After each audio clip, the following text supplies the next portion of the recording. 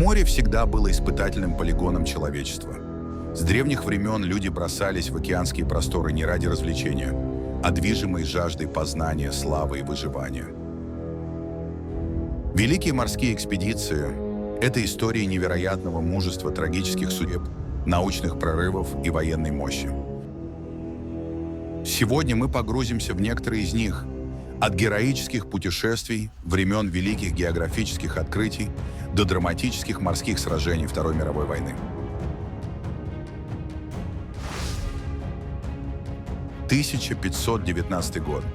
Фернан Магеллан выходит из испанского порта, командуя флотилией из 5 кораблей. Его цель кажется простой – найти западный путь к богатым пряностями Малукским островам. Однако это путешествие навсегда изменит историю как первое кругосветное плавание.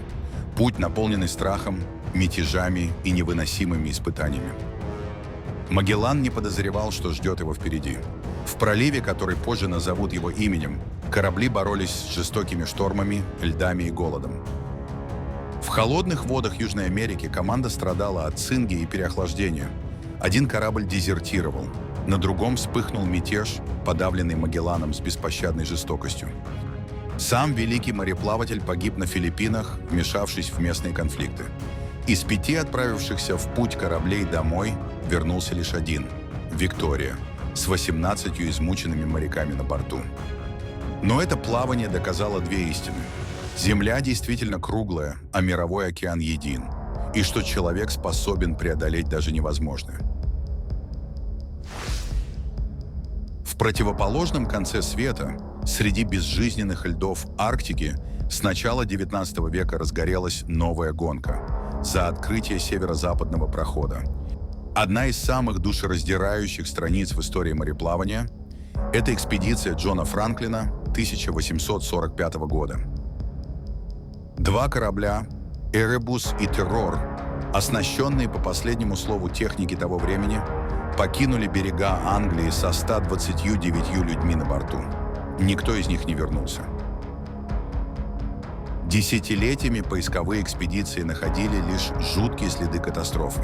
Скелеты в морской форме, обрывки дневников, выброшенные на берег личные вещи. Позже стало известно, корабли оказались в ледовом плену. Экипаж отчаянно пытался добраться до земли пешком.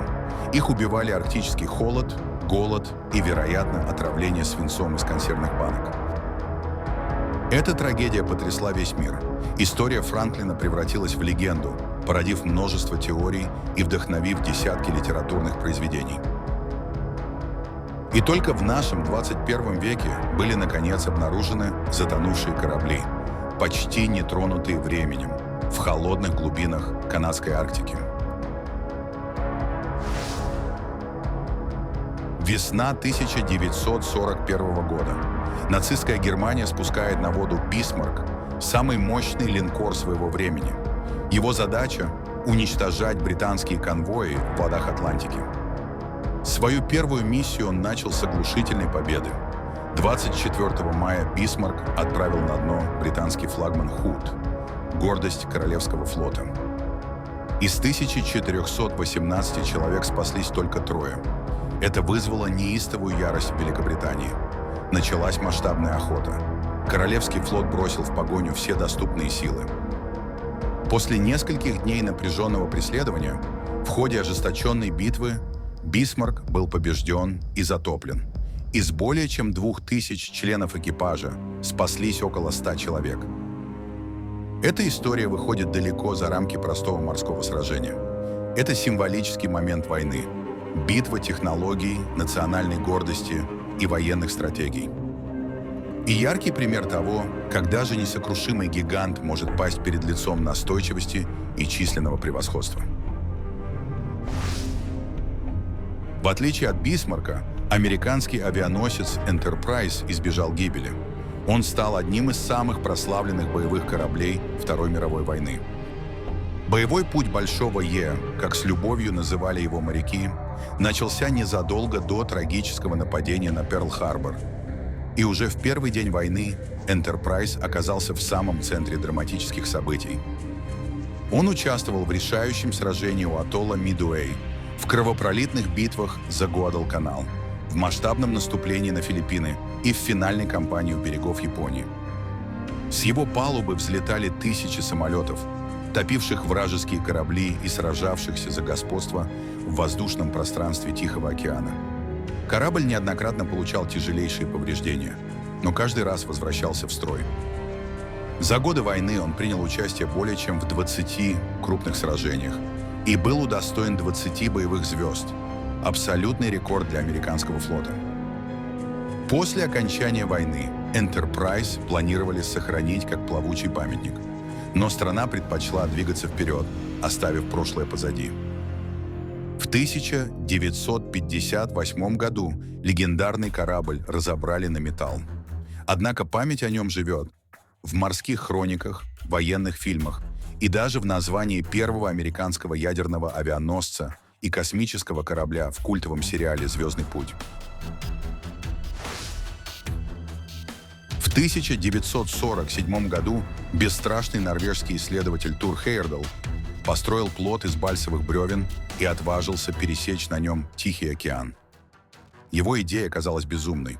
Он стремился доказать, что древние народы могли пересечь огромные океанские просторы и заселить острова Полинезии, используя лишь примитивные плавучие средства.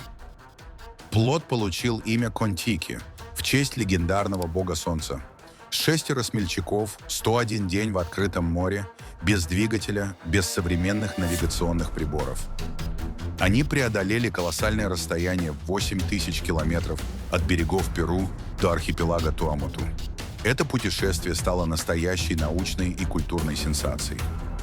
Хейердал блестяще доказал, древние технологии не были такими уж примитивными, а люди прошлого не уступали нам в смелости и изобретательности.